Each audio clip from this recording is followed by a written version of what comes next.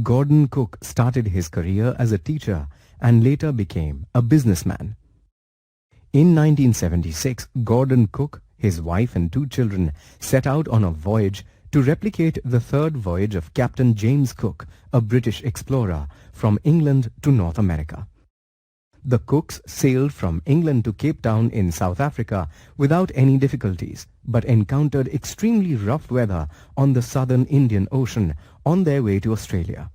Though their ship suffered massive damage, everyone on the ship survived. Eventually, they made it to Australia. Once their ship was repaired, the Cooks continued their journey. The journey lasted 16 years instead of the 3 years they had originally planned. The voyage from England to Australia is chronicled in Cook's book, Schooner to the Southern Oceans. The story, We're Not Afraid to Die If We Can All Be Together, co-authored by Cook and Alan East, describes the Cooks' perilous experience on the southern Indian Ocean. Though injured, they managed to reach a small island. The story is not just a narrative of their adventures and troubles, but also of the resilience and team spirit that they display in dangerous circumstances. The children, in particular, display tremendous courage, even when facing possible death at sea. Here is a summary of the story, We Are Not Afraid to Die If We Can All Be Together, by Gordon Cook and Alan East. Gordon Cook, his wife Mary, and their children Jonathan and Suzanne set sail in their boat, Wave Walker, from Plymouth in July 1976. They planned to emulate Captain James Cook's voyage of 1776. The initial part of the journey to Cape Town in South Africa was easy. There, the Cooks hired 2 men to help them navigate to Australia. Soon, the ship started to encounter rough seas. This lasted for many weeks, but the ship survived. But by 2nd January, the conditions took a turn for the worse. The waves were enormous, and the ship was moving too fast despite using only a small sail. They tied down everything securely, wore their safety gear, and waited for things to calm down. However, the ship was hit by a towering wave that threw Gordon overboard. He nearly drowned, but was saved by his lifeline. The ship too nearly capsized, but a wave cast her upright, and Gordon pulled himself back on board. He was flung around and injured himself as he made his way to the wheel.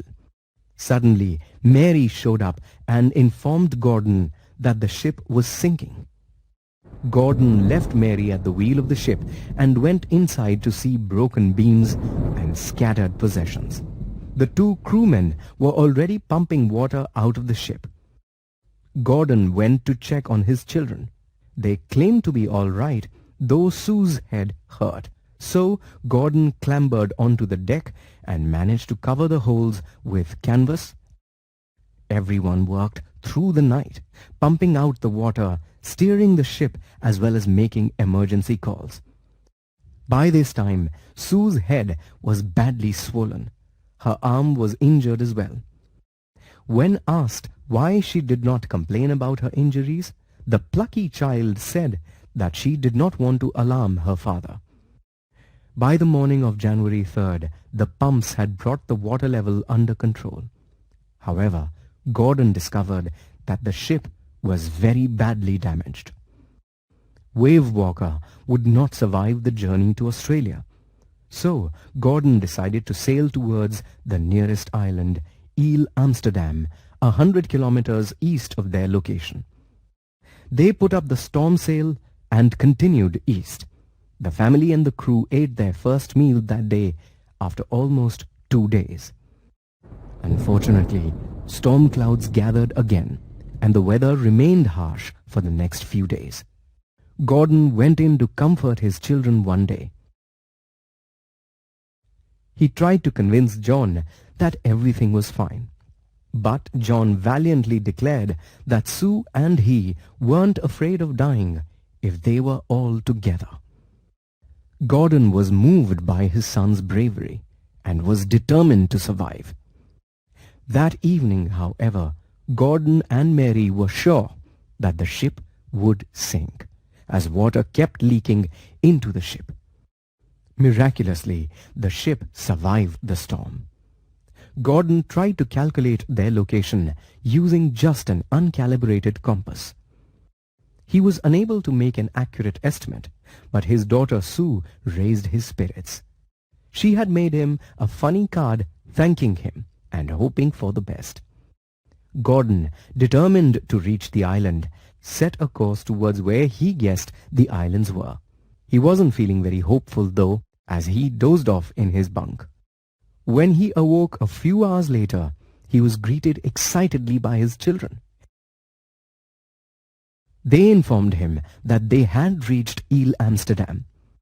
In the morning, as they went ashore, Gordon reflected on the fortitude of the two crewmen and on his wife Mary, who had uncomplainingly navigated the ship for hours. Most of all, he thought of Sue, who had bravely endured a serious head injury, and of John, who had not been afraid. The main characters in the story are the Cook family: Gordon, Mary, Sue, and John. The two crewmen, Larry and Herbie, play minor roles. Click each label to learn more about the main characters. Gordon Cook is the protagonist as well as the narrator of the story. He is a determined and organized person. This is apparent as he trained himself and practiced sailing for a long time before embarking on the journey. He made sure that his ship could handle rough seas by sailing it in the roughest weather. Though he was unsure about locating the island, he tried to locate it as best as he could. Gordon is quite courageous. He does not hesitate to take the wheel during the storm, despite being badly injured. When he believes that the ship will sink, he tries to comfort and console his children. He is also very resourceful and is a skilled navigator. When the ship is damaged, he manages to cover all the leaks. Even when most navigational aids are lost in the storm, he tries to navigate using an uncalibrated compass. Mary, Gordon's wife, is an equally determined and courageous individual. This is evident from the practice and the planning she undertakes before the long voyage. That she handles the wheel of the ship during the storm speaks volumes about her fearlessness. Suzanne is the 7-year-old daughter of Gordon and Mary. She is a brave and resolute girl for her age. When the wave hits the ship, she is hit hard on the head, eventually requiring 6 operations, and has a cut on her arm. Despite this, she remains cheerful, even making a card for her father to cheer him up. Sue is a considerate girl who does not complain about her injuries so that her father is not distracted from repairing the ship. Jonathan, the 6-year-old son of the Cooks, displays extraordinary courage and maturity for his age. His courage is demonstrated when the ship is in danger of sinking. John assures his father that he is not afraid of death if all of them face it together. Let us examine the story closely. The setting of the story is a 23-meter boat in which a family sets out to recreate Captain Cook's journey. The events took place in 1976. Most of the action on the boat takes place in a stretch of the southern Indian Ocean, which some experts call the roughest area of water on the planet. The reader is made aware of the precarious circumstances of a boat which is nearly destroyed in rough weather in the middle of the ocean. It serves to emphasize the danger that this family faces.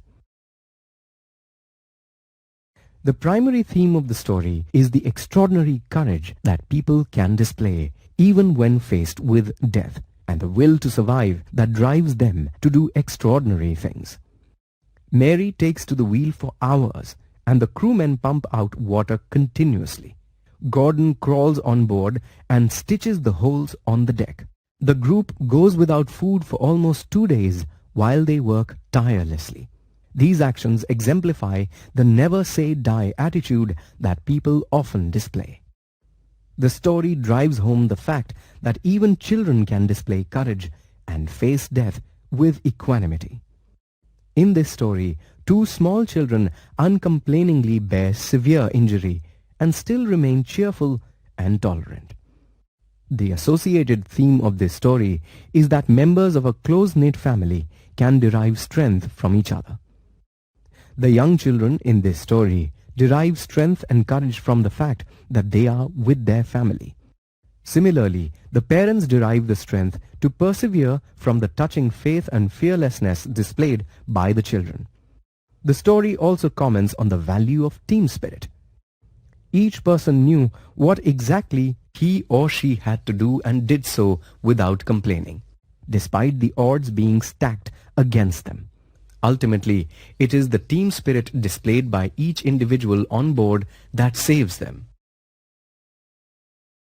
This first-hand narrative of an adventure in the southern Indian Ocean is written in a simple and straightforward manner. The author uses words so skillfully that the reader experiences what the narrator and his family must have gone through. The wind dropped and the sky immediately grew dark. Then came a growing roar and an enormous cloud towered aft of the ship. With horror I realized that it was not a cloud, but a wave like no other I had ever seen.